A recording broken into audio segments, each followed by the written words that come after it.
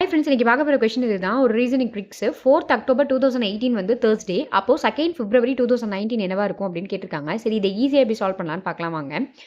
First 4th October 2018லேருந்து 2nd பிப்ரவரி 2019 வரைக்கும் எத்தனை days இருக்குன்னு கேல்குலேட் பண்ணணும். 2018 அக்டோபரில் மொத்தம் 31 நாள் இருக்குது. அதில் இந்த 4 சப்ராக்ட் பண்ணிக்கலாம். அப்போ 27 டேஸு.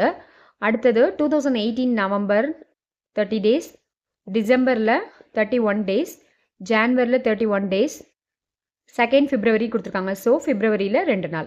ஓகேவா? இதை அப்படியே ப்ளஸ் பண்ணிங்கன்னா 121 நாள் வரும். இந்த 121 7ஆல் டிவைட் பண்ணிக்கணும். வாரத்தில் 7 நாள். ஸோ நம்ம 7ஆல் டிவைட் பண்ணிக்கிறோம். 1 7s are 7, பேலன்ஸ் 5. தென் இந்த 1 கீழே எழுதிக்கலாம். 7 7s are 49, ரிமைண்டர் வந்து 2 இருக்கும். சரி, இப்போ ரிமைண்டர் 2 கண்டுபிடிச்சி வச்சிருக்கோமா?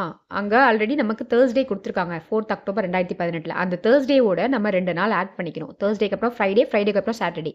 அப்போது 2 பிப்ரவரி 2019 சாட்டர்டேவாக இருக்கும். இதுதான் என்னுடைய ஆன்சர். நெக்ஸ்ட் ஒரு ஷார்ட் வீடியோவில் பார்க்கலாம். தேங்க்யூ.